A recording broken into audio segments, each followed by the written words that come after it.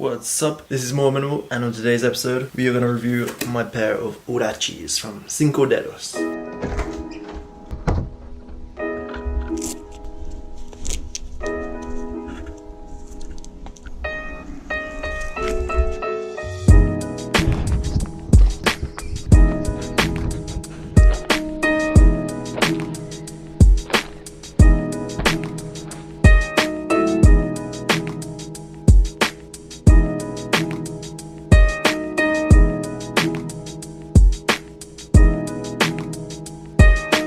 So I've worn these sandals, these Hurache sandals, for over a year now. I got them when I went to Morocco because I was looking for a new shoe as my Vibrams had worn down, so I just naturally needed a new pair of shoes. And I'd met a guy with sandals like these, the Huraches like that, the Tama Humara tribe in Mexico in the Copper Canyons.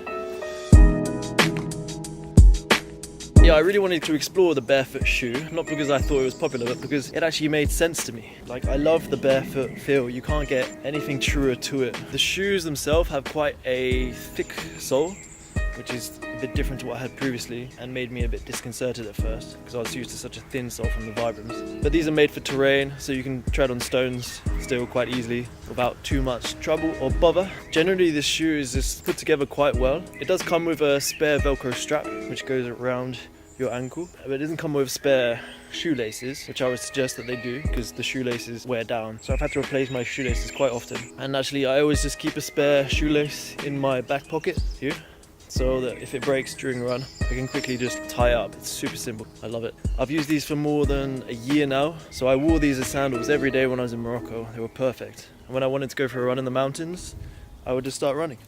It was amazing. So if you want to be a minimalist and get one pair of shoes, I really recommend, if you're in a hot climate, wearing a sandal like the Hurache sandal, which I'll link in the description below.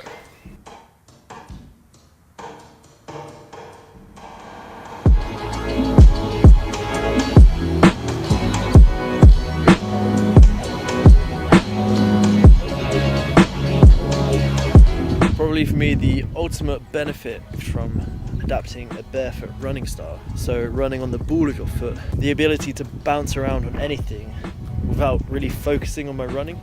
So at the start you really focus on it because you feel so much pain in your foot and in your ankles and in your shins and up your knees. Everything starts to hurt because you're using these parts of your body which have been neglected. So you feel quite a lot of pain in the first 12 weeks of running barefoot style, but you train it and it becomes pretty natural. I'm about to tread on something, I feel it with my toes, I'm about to tread on something which isn't good for me. So naturally I avoid it by running on the side of my foot and sort of doing a bit of bending with my legs and my feet to secure my balance and ability to go forward. If I did that in a shoe, I was about to tread on a stone or down a ditch, I wouldn't really feel what I'm about to tread on so well, and I might actually put all my force into that step and really hurt myself, which is kind of like funny because you think that all these hiking boots with ankle support and all this stuff would help you, but I really believe that the more you use these things, the weaker your foot becomes. So when you do get in an instance where you need to bounce around and sort of regain balance, it's much more dangerous for you because you haven't trained that, you haven't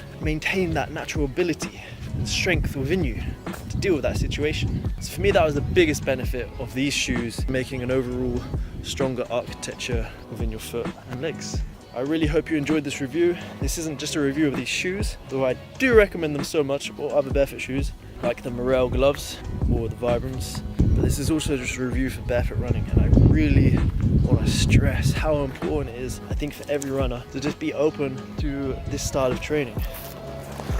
It's really beneficial in so many ways, and yeah, I hope that I've inspired you to think about barefoot running. Until next time, peace out.